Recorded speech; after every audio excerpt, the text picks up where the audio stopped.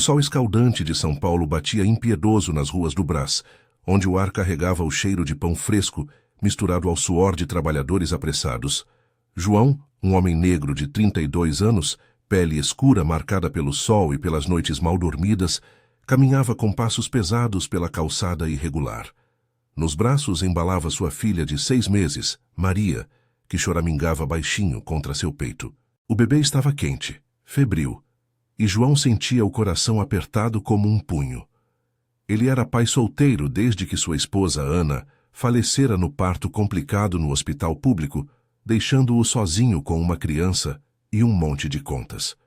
João trabalhava como entregador de moto no centro da cidade, pedalando horas a fio entre o trânsito caótico e as entregas urgentes para aplicativos que pagavam pouco e cobravam metas impossíveis. Seu salário mal cobria o aluguel de um quartinho apertado na periferia de Itaquera, onde as paredes finas ecoavam os gritos dos vizinhos e o barulho constante dos trens. "Vai dar tudo certo, filhinha", murmurava ele para Maria, balançando-a gentilmente enquanto esperava o ônibus lotado na parada. Mas no fundo, sabia que as coisas estavam piorando. A febre da bebê não baixava, e o remédio caro que o pediatra recomendara no posto de saúde era um luxo que ele não podia pagar. Naquela manhã, João havia tomado uma decisão drástica. Um tio distante em Salvador lhe oferecera ajuda. Um emprego temporário em uma obra de construção e um lugar para morar enquanto se reerguia. Era uma chance de recomeçar, longe da violência das ruas paulistas e da discriminação sutil que o seguia como uma sombra. "Negro como você, com uma criança no colo, vai ter que ralar o dobro", dissera o chefe do EP certa vez com um sorriso falso que não chegava aos olhos. João engolira em seco, assentindo, porque reclamar significava perder o bico. Agora, com a mala surrada nas costas e Maria no sling improvisado, ele rumava para o aeroporto de Guarulhos, o primeiro voo low cost que pudera comprar com o dinheiro emprestado de um agiota. O aeroporto era um mundo à parte, um contraste gritante com a vida de João. Paredes de vidro reluzentes, lojas de grife e passageiros elegantes arrastando malas de rodinhas. Ele se sentia um intruso ali, com sua camisa desbotada e os tênis gastos. Na fila do check-in, Maria começou a chorar mais alto, e os olhares dos outros se voltaram para ele, alguns de pena, outros de irritação. "Calma, amor, papai tá aqui", sussurrava João, tentando acalmá-la com uma mamadeira morna que preparara com leite em pó diluído. Uma atendente no balcão o olhou de cima a baixo antes de carimbar o passaporte falso que ele usara para economizar. Um risco que o deixava ansioso, mas necessário. Finalmente embarcaram no avião, um Boeing apertado da companhia regional, com assentos estreitos e ar-condicionado gelado que fazia Maria tremer. João conseguira um assento na janela da classe econômica, perto da asa, mas o voo estava lotado. Ao seu lado, uma mulher de uns 40 anos, impecavelmente vestida em um tailleur cinza, digitava furiosamente em um laptop. Ela era Clara Menezes, CEO de uma multinacional de tecnologia sediada em São Paulo, cujos cabelos loiros curtos e óculos de armação fina a faziam parecer saída de uma revista de negócios. Clara viajava a Salvador para uma reunião de expansão, mas sua mente estava em outro lugar. Uma fusão recente que salvara a empresa, mas custara demissões em massa, incluindo amigos próximos. Ela carregava o peso das decisões frias, o isolamento de um mundo onde empatia era um luxo. O avião decolou com um ronco, e João sentiu o estômago revirar. Maria, exausta da febre e do barulho, finalmente adormeceu em seus braços. Ele a ajustou com cuidado, mas o cansaço de dias sem dormir o traiu. Seus olhos pesaram, e sem perceber, sua cabeça pendeu para o lado, apoiando-se no ombro de Clara. O cheiro de suor e leite azedo de João invadiu o espaço dela, contrastando com seu perfume caro de jasmim. Clara enrijeceu no início, o corpo tenso como uma corda esticada. Ela ergueu o olhar do laptop, pronta para repreender o intruso, mas algo a deteve. Ali estava um homem negro, exausto, com uma bebê inocente no colo, dormindo como se o mundo não pudesse mais aguentar seu peso. Seus olhos, mesmo fechados, carregavam linhas de preocupação profunda, rugas precoces de quem lutava contra um sistema que parecia sempre contra ele. Clara pensou em sua própria vida, apartamentos vazios em bairros nobres, jantares solitários em restaurantes caros e a ausência de uma família que construíra sozinha, sem tempo para filhos. O ombro dela relaxou um pouco e ela não o afastou. Em vez disso, cobriu Maria com um lenço de seda que tirou da bolsa. Um gesto sutil que ninguém notou. O avião cortava as nuvens, deixando São Paulo para trás. Uma metrópole de contrastes onde ricos e pobres se esbarravam sem se ver. João sonhava fragmentos.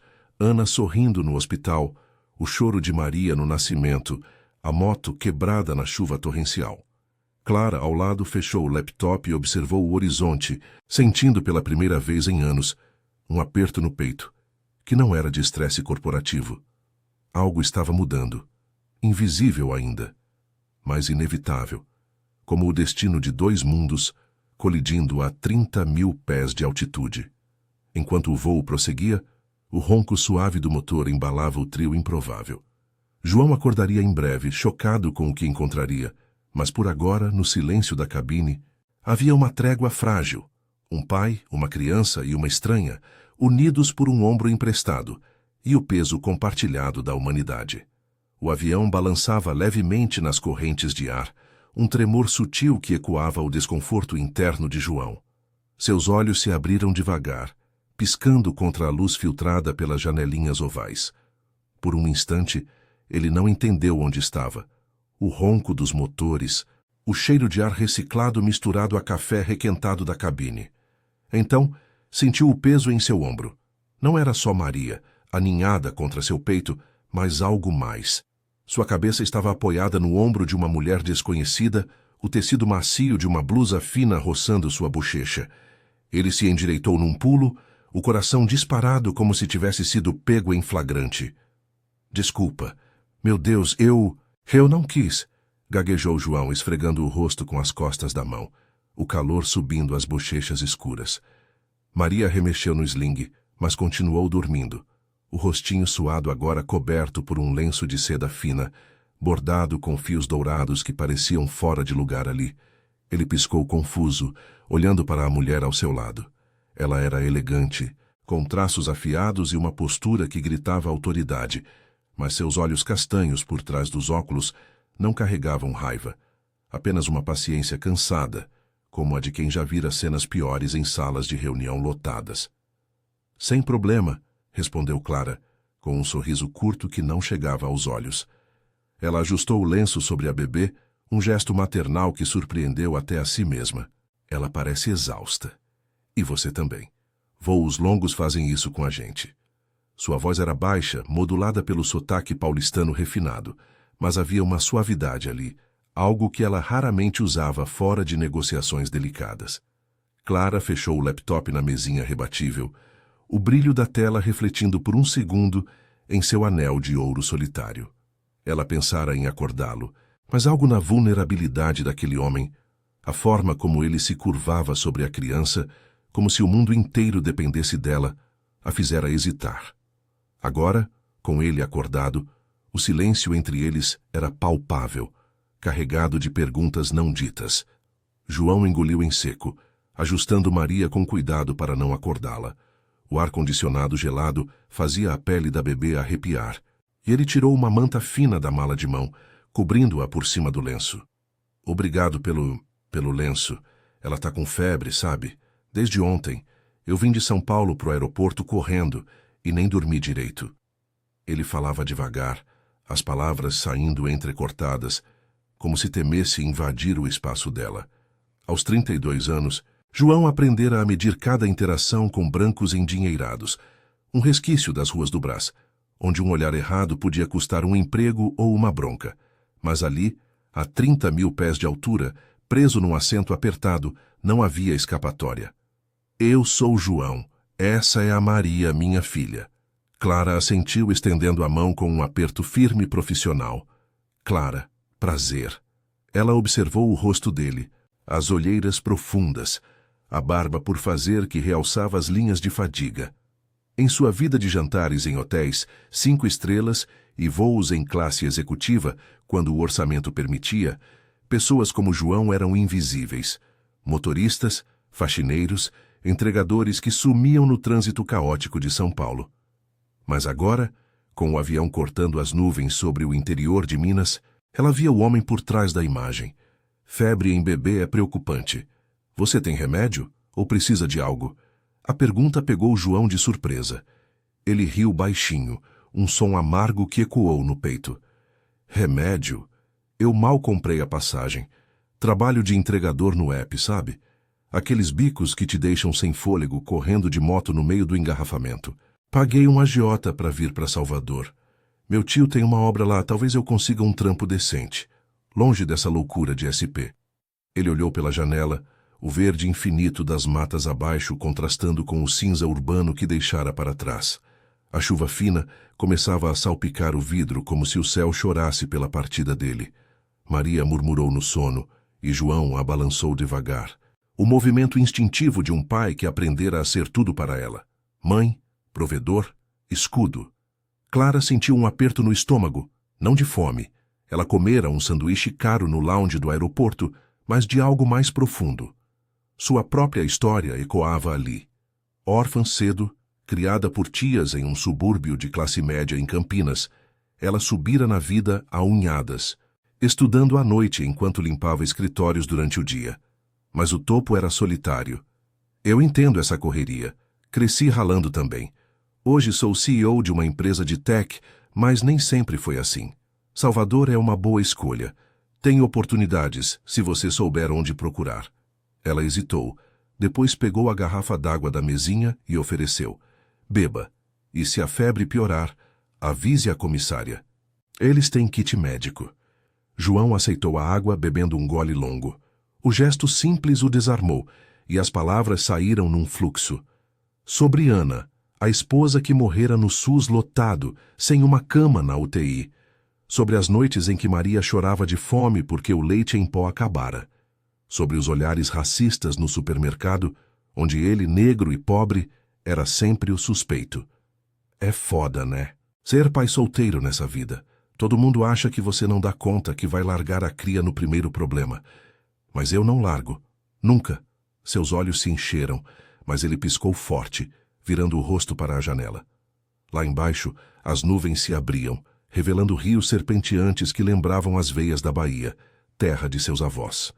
Clara ouvia em silêncio, o laptop esquecido. Pela primeira vez em meses, ela não pensava em gráficos de lucros ou e-mails urgentes. Em vez disso, via paralelos. As demissões que ordenara, famílias destruídas por cortes de custo, o próprio vazio de sua agenda, sem espaço para laços reais. Você dá conta, sim. Olha para ela, dormindo tranquila no seu colo. Isso é mais do que muita gente consegue.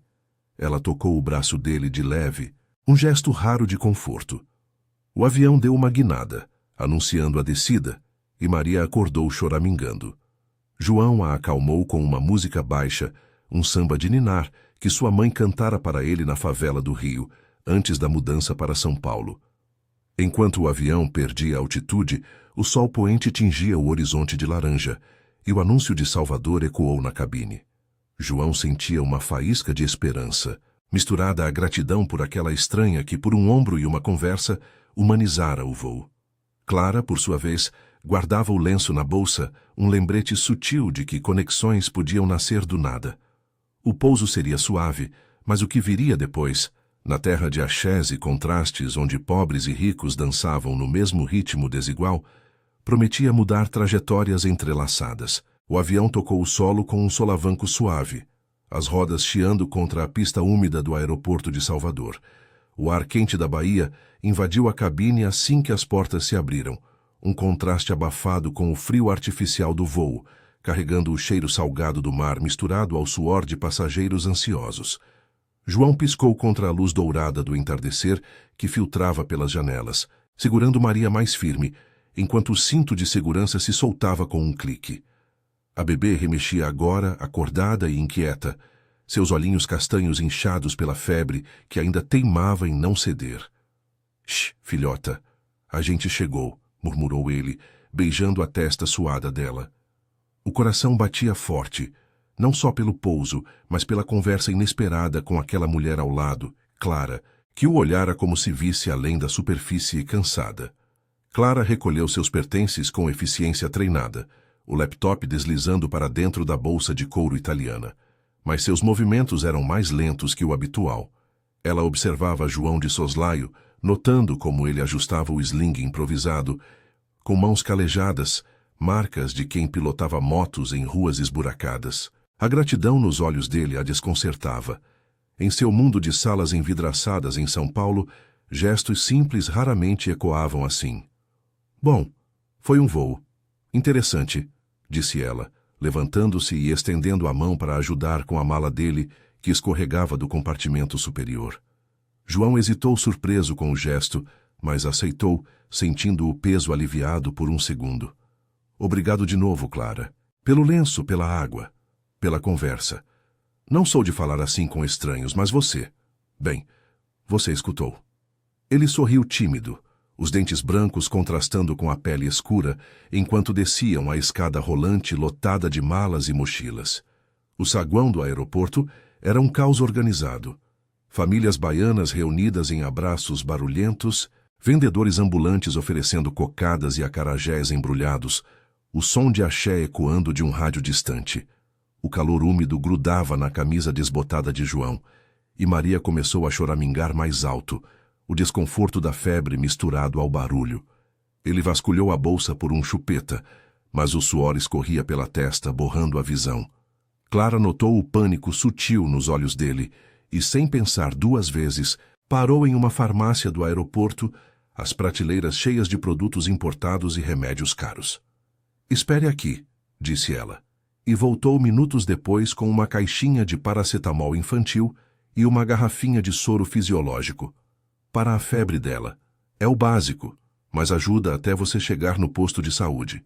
Ela estendeu o pacote, recusando o dinheiro que João tentava tirar do bolso com mãos trêmulas. Considere um empréstimo, ou um presente. Você me fez companhia no voo, melhor que relatórios chatos. João pegou o remédio, os dedos roçando os dela por acidente, um toque elétrico que o fez corar. Eu não sei como agradecer. Minha vida tá uma bagunça, sabe? Chegar em Salvador sem um tostão no bolso, dependendo do meu tio que eu mal conheço. Ele mora no subúrbio ferroviário, num barraco perto das obras do metrô. Diz que tem emprego para mim, carregando tijolos e tal, mas com Maria doente. É tudo incerto.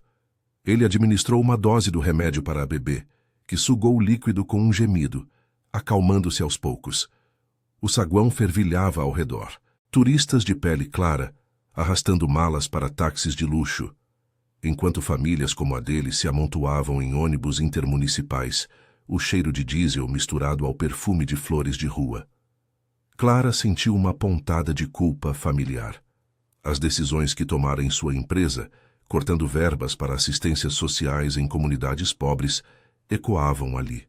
Ela crescera em Campinas vendo tias lutarem como domésticas, e subira para o topo, jurando não esquecer as raízes. Mas o poder isolava. Eu tô aqui a negócios, mas conheço gente na cidade. Se precisar de contato para emprego melhor que obra, me avise. Meu cartão. Ela rabiscou o número no verso de um cartão de visitas, entregando-o com um olhar firme. Salvador é dura para os de baixo, mas tem rede. Igrejas, ONGs, até empresas como a minha que contratam para projetos sociais. Não desista logo de cara. Eles saíram para o pátio de desembarque, onde o sol poente pintava o céu de vermelho e o ar salgado do recôncavo baiano enchia os pulmões.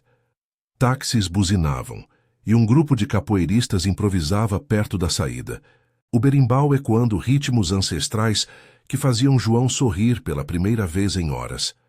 Maria adormeceu de novo, o remédio fazendo efeito, e ele sentiu um alívio profundo, como se o peso do mundo tivesse diminuído um pouco. Você é diferente, Clara. A maioria passa reto, finge que não vê. Tipo aqueles olhares no avião, achando que eu sou perigoso só pela cor. Suas palavras saíram baixas, carregadas de uma dor antiga, enraizada nas favelas do Rio onde nascera, e nas ruas de São Paulo onde a polícia o parava por rotina. Clara parou, o salto alto afundando levemente no asfalto irregular. Eu sei, cresci vendo isso também. Ser mulher, subir sozinha, sempre duvidando se vão me respeitar amanhã. Mas aqui na Bahia, as coisas são mais quentes, mais humanas. Talvez isso ajude. Um táxi dela se aproximou, o motorista acenando, mas ela hesitou, olhando para João que esperava o ônibus lotado para o centro. Me liga se piorar. Sério, eu fico no hotel Ondas do Mar, perto da Ribeira até sexta. João assentiu, guardando o cartão no bolso como um talismã. Vou ligar. Obrigado por ver a gente. Ele acenou enquanto ela entrava no carro, o vidro fumê subindo devagar. O ônibus chegou roncando, lotado de trabalhadores voltando do turno, e João subiu com Maria no colo, espremendo-se entre corpos suados e conversas em baiano acelerado. Pela janela embaçada, viu o táxi de Clara sumir no trânsito caótico da BR-324, rumo aos bairros nobres de Pituba. A cidade se desenrolava, morros cobertos de casebres precários, contrastando com arranha-céus reluzentes, o Pelourinho ao longe com suas fachadas coloridas, escondendo histórias de escravidão e resistência. No ônibus sacolejante, João embalava Maria, o remédio aliviando sua respiração. O cansaço o invadia de novo, mas agora havia uma faísca, não só a esperança no tio e na obra, mas na possibilidade de que estranhos pudessem virar aliados. Em Salvador, terra de Iemanjá e luta diária, ele sentia as raízes chamando, misturadas à gratidão por uma CEO que, por um ombro e um remédio, abrira uma porta, enquanto o veículo serpenteava pelas ruas estreitas do subúrbio, passando por mercados onde vendedores gritavam preços de peixe fresco e dendê. João sonhava com um futuro menos solitário. Mas a noite caía rápida e desafios reais esperavam. O tio rabugento, a febre persistente e o peso de reconstruir uma vida em uma cidade que devorava os fracos. Ainda assim, pela primeira vez, ele não se sentia invisível. O ônibus sacolejava pelas ruas esburacadas do subúrbio ferroviário, o motor roncando como um bicho velho e cansado. João apertava Maria contra o peito, sentindo o calor da febre dela pulsar através do sling improvisado. O remédio que Clara dera ajudara um pouco, mas a bebê ainda gemia baixinho, o rostinho corado e úmido de suor. Ao redor, passageiros se espremiam.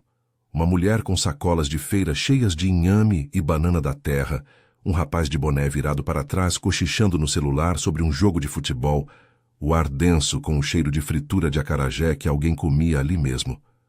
Salvador à noite era um caldeirão vivo, luzes de postes piscando, crianças correndo descalças nas calçadas de terra batida, e o som distante de um trio elétrico ensaiando para o carnaval que nunca acabava de verdade.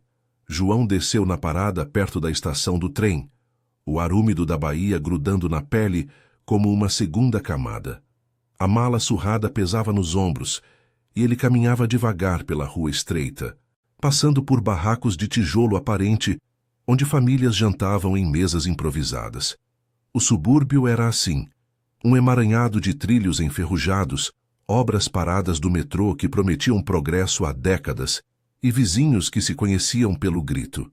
Seu tio, seu Zé, morava num sobrado apertado no fim da rua, herança de avós que vieram do interior fugindo da seca. João batera à porta do tio meses antes, numa ligação desesperada após a morte de Ana.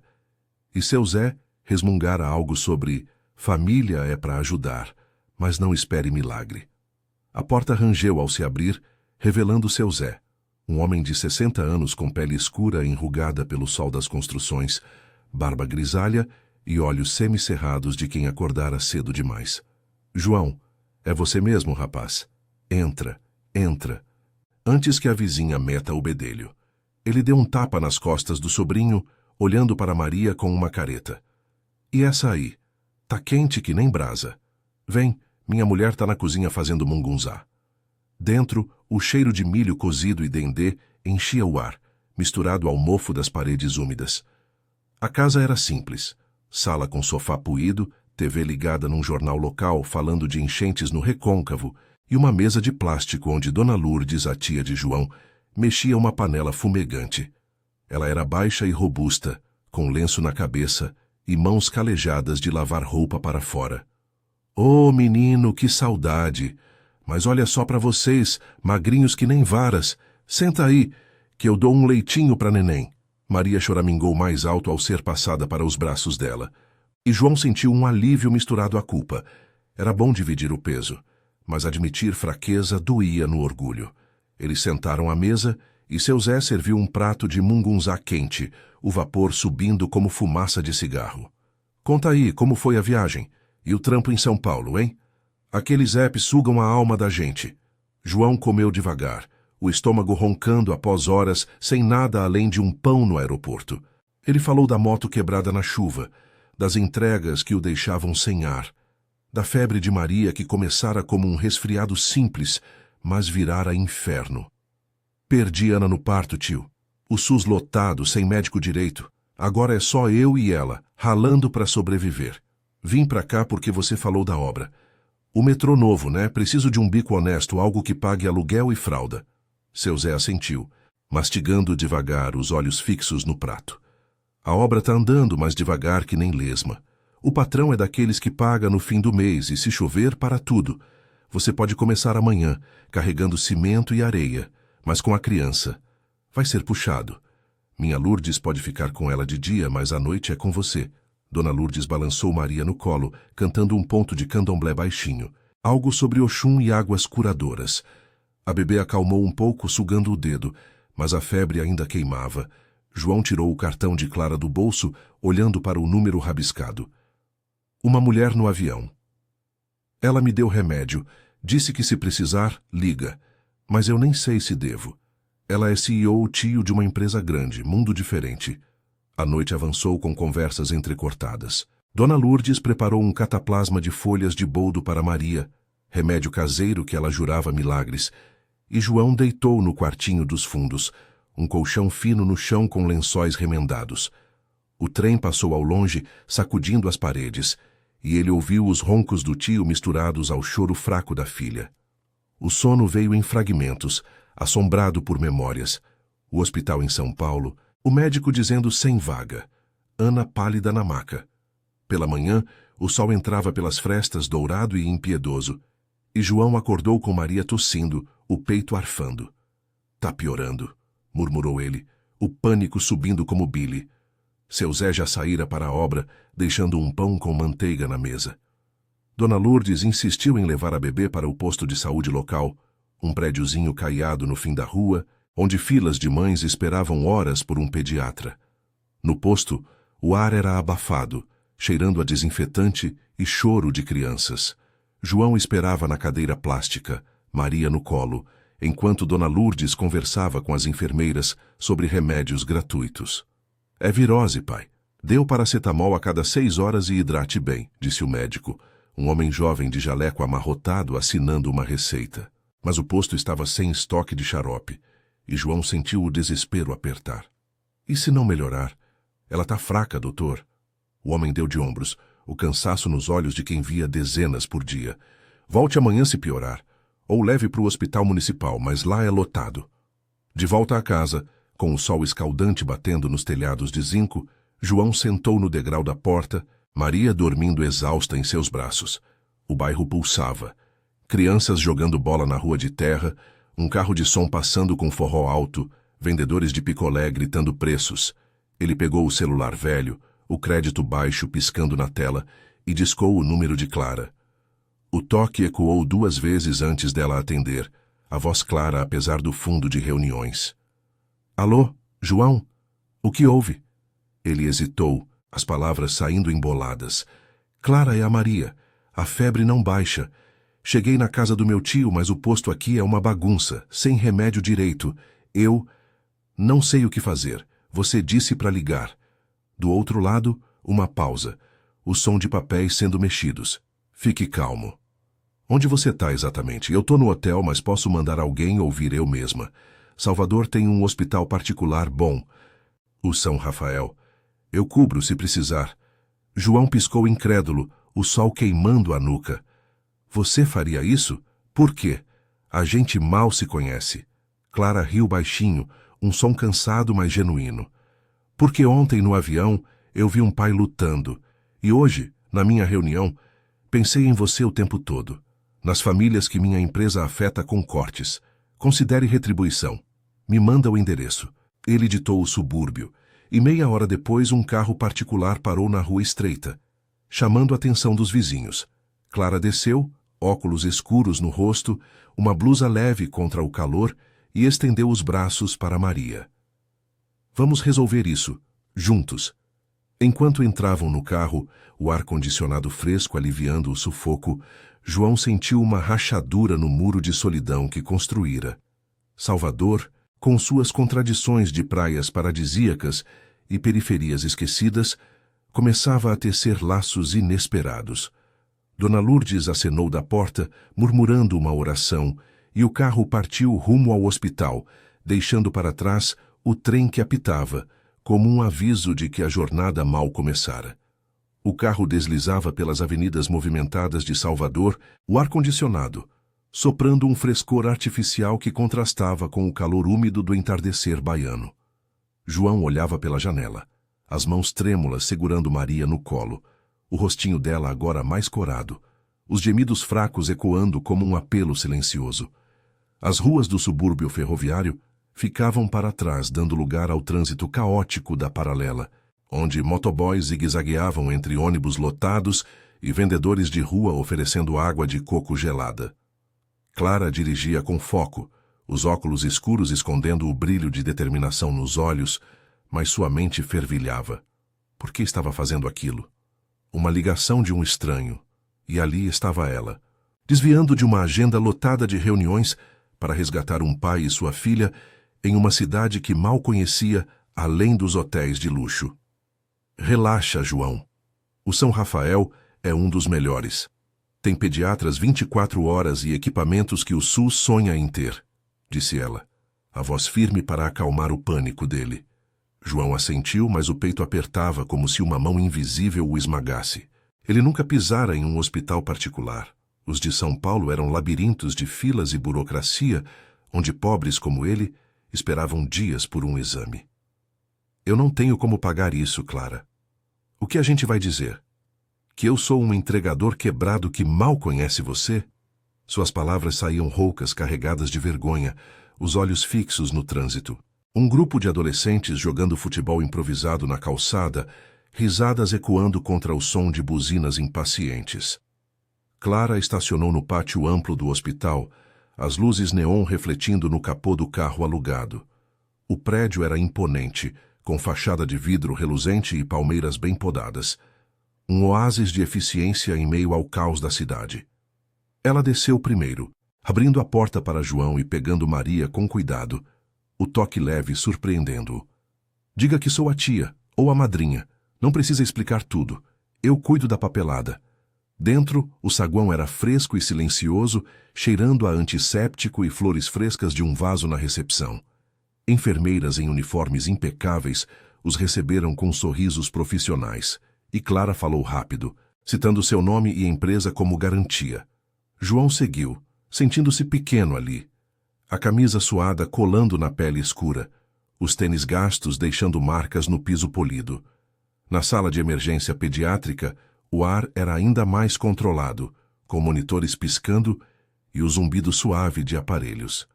A pediatra, uma mulher de meia-idade com sotaque baiano suave, examinou Maria sob a luz branca das lâmpadas. É uma infecção respiratória aguda, agravada pela febre. Provavelmente pegou no transporte lotado. Vamos fazer um raio-x e iniciar antibiótico intravenoso. Ela precisa ficar em observação pelo menos uma noite. João sentou na cadeira ao lado da maca, segurando a mão minúscula da filha enquanto uma enfermeira preparava o soro. Lágrimas quentes escorriam pelo seu rosto, misturando-se ao suor. Ela vai ficar bem? Eu não aguento mais perder, doutora. Perdi a mãe dela assim, no SUS de SP, esperando vaga que nunca veio. A pediatra assentiu, tocando o ombro dele com empatia. Aqui a gente cuida, fique tranquilo. Clara observava da porta, o coração apertado por uma culpa que não era só dela. Em sua empresa, Decisões como a dela, fusões que cortavam verbas para a saúde comunitária, afetavam famílias como aquela, invisíveis nos balanços financeiros. Ela se aproximou, sentando ao lado de João. Ela é forte como o pai. Eu vi isso no avião. Ele virou o rosto, os olhos vermelhos encontrando os dela. Por que você está fazendo isso? Eu sou ninguém para você. Negro, pobre, com uma boca a mais para criar. Na rua me olham como ladrão. Clara hesitou, removendo os óculos para revelar a fadiga por trás da fachada de poder. Porque eu fui como você um dia, em Campinas, limpando casas de rico enquanto sonhava com faculdade. Subi, mas esqueci o quanto dói ser invisível. Minha empresa demitiu centenas no mês passado. Pais como você, sem rede de segurança. Ver você com Maria me lembrou disso. É o mínimo. O silêncio entre eles foi preenchido pelo bip do monitor, o som ritmado como um coração se recuperando. Maria piscou os olhos, sugando o dedo, e João sorriu pela primeira vez, um alívio frágil se instalando. Horas se passaram na sala de observação, com paredes brancas e uma TV murmurando novelas baianas. Dona Lourdes ligara mais cedo, preocupada, prometendo vir no dia seguinte com uma oferenda para Iemanjá na praia próxima, para dar força a neném. João comeu um sanduíche que Clara comprara na lanchonete do hospital, queijo coalho e tapioca, um toque local que a surpreendeu pela simplicidade reconfortante. Salvador me ensina isso, murmurou ela, mordendo devagar. Em SP tudo é fast food impessoal. Aqui, até o hospital tem cheiro de casa. Eles conversaram baixinho. Ele sobre as raízes quilombolas de sua família no recôncavo. Ela sobre noites solitárias em suítes de hotel, sem ninguém para dividir o sucesso vazio. Pela madrugada, a febre de Maria cedeu. O antibiótico fluindo pelo tubo fino. O médico voltou confirmando. Ela está estável. Pode ir para casa amanhã, com medicação e follow-up. João abraçou a filha. O cheiro de hospital misturando-se ao leite que ele preparara na mamadeira aquecida por uma enfermeira gentil. Gratidão transbordava, mas também medo do depois. Voltar para o sobrado do tio, a obra braçal que mal pagaria as dívidas. E agora? O hospital cobra uma fortuna. Eu devolvo como? Vendendo a moto que nem tenho mais? Clara balançou a cabeça.